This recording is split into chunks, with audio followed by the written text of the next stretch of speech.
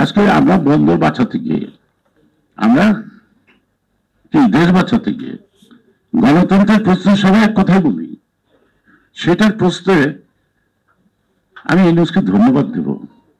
তাই তো স্বাভাবিক সুন্দরী শেষ একটা নাম বলছিল, জগৎ আমন্ত্রিত জন্ম। জগৎ সম্পর্কে আমি কিছু বলবো না, টাকার আমারও প্রয়োজন। দুর্নীতিবাজদের যে ওনারা কিছু বলবে, টাকা তো ওনারও প্রয়োজন। কি করে দুর্নীতিবাজি ধরবে, কি করে ধরবে? এক একজন এক একটা কোম্পানির দায়িত্ব নিচ্ছেন, তারা ঠিক ভুগতান করে চলে। যারা হাসিনার সাথে শয়নে স্বপনে মরণে, মরণের পরে নরকে অথবা স্বর্গে থাকবে, তারা তো আছে, তারা আছে। কাকে টাচ করছেন? কাউকে করেন নাই, কাউকে করেন নাই, কাউকে ধরার উদ্যোগ নেন নাই। বিচারের কথা বলেন, আমি আমার একটা ব্যক্তিগত জীবনে একটা বিচারের কথা বলি। আজকে 27 বছর কেটে গেল, এখনো রায় হয় নাই। আমাকে 97 সালে গ্রেপ্তার করছিল। গ্রেপ্তারের মৌলিক কারণ কোর্টে প্রমাণ করতে ব্যর্থ হয়। হাইকোর্ট ডিভিশন থেকে আমাকে নিঃশর্ত মুক্তি এবং 1 লক্ষ টাকা জরিমানা করছিল। সে মামলাটা ডিএনএ পাবেন, মিসেস ঝর্ণা রায় ভার্সেস স্টেট। আজকে 27 বছর ধরে সুপ্রিম কোর্ট ওটা পড়ে হচ্ছে, খুঁজ যখন পাওয়া যাবে কিনা তাও জানি না। অর্থাৎ এটা সুরাহা করার ব্যাপারে এখনো কোনো কল আসে নাই।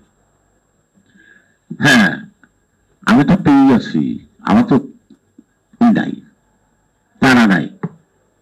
কারণ যেটা হয়েছে, যেটা মারুক আর না মারুক, শেখ হাসিনা তখন যুক্ত হয়েছে, 1 লক্ষ টাকা জরিমানা হয়েছে। তা আমি আর তারা থাকুক, রায় তো হয়েছে, ডিএলএ তো এসে গেছে। এবং সুপ্রিম কোর্ট এটা ডিসমিস করলো কি করলো না, doesn't matter, not at all a matter. তো সুতরাং কেন বলছি যে আমরা সংস্কারের বিরুদ্ধে নিয়ে সবাই বলছি? আমার মনে হয় আপনারা সবাই আছেন, জানি নাকি আমরা যুগবোধ করে আন্দোলন করলেন, কারণ আমাদের সাথে পরোক্ষ সমর্থনে ছিলেন, কেউ প্রত্যক্ষ সমর্থনে ছিলেন। আমাদের 31 দফাটা সকল রাজনৈতিক দলের মতামত নিয়ে আমরা প্রথম 27 পর এটা 31 হলো। এটার মধ্য দিয়ে তো আমরা ঐক্যবদ্ধ হয়েছি সংস্কার করার জন্য, নাকি? এবং তারপরে আমি আন্দোলনটা করছি। মাস পরে ছাত্ররা আসছে, আন্দোলন হয়েছে, সংস্কারের প্রতিশ্রুতি দিয়েই তো আমরা 22 সাল থেকে রাস্তায় আমরা যুগপথে আসলাম। কারণ অমুকের থাকলে আমরা থাকবো না, অমুক থাকলে আমরা থাকবো না। তা আমরা একটা কৌশলগত দিক দিলাম, কারো লোক নেই, সবার লেগে আছে, অর্থাৎ যুগপথ। একসঙ্গে কর্মসূচি দিব, আমরা যার যার মতো পালন করব। নিশ্চয়ই কথাগুলো আপনার মনে আছে। এবং অনেকে পরোক্ষ হয়েছে এই কারণে যে অনেক সময় আমাদের মতামতের, তাদের দৃষ্টিভঙ্গি থেকে যে বিবৃতিগুলি আছে, সেগুলোই আমাদের বিপক্ষে যায় নাই। সেটা তো একটা মত, এটার মধ্যে দিয়ে একটা ঐক্যমত।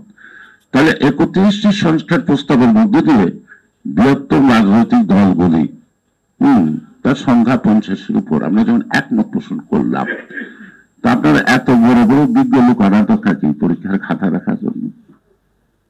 5 জনে বসাবেন না। 31 দফা সংস্কার প্রস্তাব কোনটা পছন্দের কাটেন, আর কোনটা সংযোজন করতে করেন, তারপরে আপনার সংস্কার। আপনার তো সংস্কার করার কোনো ক্ষমতা নেই। নারী যদি সুন্দরও হয়, সে যদি বন্ধা হয়, তার প্রতি আকর্ষণ থাকতে পারে, কিন্তু সন্তান জন্ম দেওয়ার ক্ষমতা নাই। বর্তমান অন্তর্বর্তী সরকারের একটা বন্ধা নারী, তার কোনো কিছু গর্ভধারণ করার কিছু নাই, শুধুমাত্র প্রতিশ্রুতিটাকে একসঙ্গে করতে পারে। সকল রাজনৈতিক দল যে টিক দিচ্ছে, দেখেন কিরকম ছাত্র গেছে তাদের কাছে, আর বিজ্ঞজনেরা টিক দিচ্ছে। যারা রাস্তায় একটা ভিক্ষুক না খেয়ে থাকলে 10 টাকা দেয় না, তারে উপকার করে না, তারাও নিচ্ছে জাতির সংস্কারের দায়িত্ব, তাই না? আর সব কাবলিওয়ালা, এনজিও মানে তো কাবলিওয়ালা, সুদ নেই মানতি, আসলে নেই মানতি, সুদ মানতি, তো সবগুলো তো সুদের ব্যবসায়ী। তো এদের আবার জনগণের প্রতি এত দরদ থাকে কি করে, এটা তো আমি বুঝছি না, আমার মাথায় কিছু আসে না। আর অন্তর্বর্তীকালীন সরকার আজীবনের জন্য দরকার বা যায়, সব ম্যান্ডেট বেছে বলতেই পারে এই সরকার আমি শুনি মানুষের বললো, আমার কোনো ধারণা ওর নাই, এটা জানারও না আগ্রহ নাই।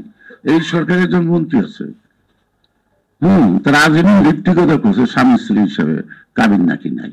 তো এই সরকারের কাবিন নাই, উনি যদি বুড়ো হয়ে যায় এখনো স্বামী স্ত্রী সংসার করতে পারে, তো এই সরকারের বা কাবিন দরকার কি জনগণের থেকে? জনগণের ম্যান্ডেট তো তাদের প্রয়োজন নাই, আছে। সেই কারণেই নানা সময় নানা ধরনের দেখাচ্ছে।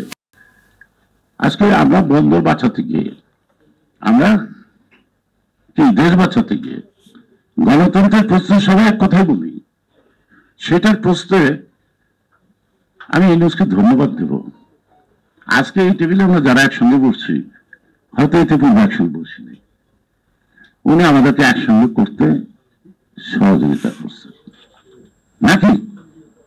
আরেকটা জিনিস করছে, আমার ডাইনাবামে যারা আছে তাদেরটা এক ধরনের থাকে স্বাভাবিক, যাদের আদর্শের প্রতি, সেই কারণে আমাদেরকে ওই কাতারে ফেলতে চাইছিলেন যে আমরা মৌলবাদীদের আশ্রয়দাতা প্রশ্রয়দাতা, কেউ কেউ চেষ্টা করছেন বলতে। কিন্তু মঞ্জুর হাসান খান সাহেবের সাথে আমাদের অনেক আলাপ হয়েছে।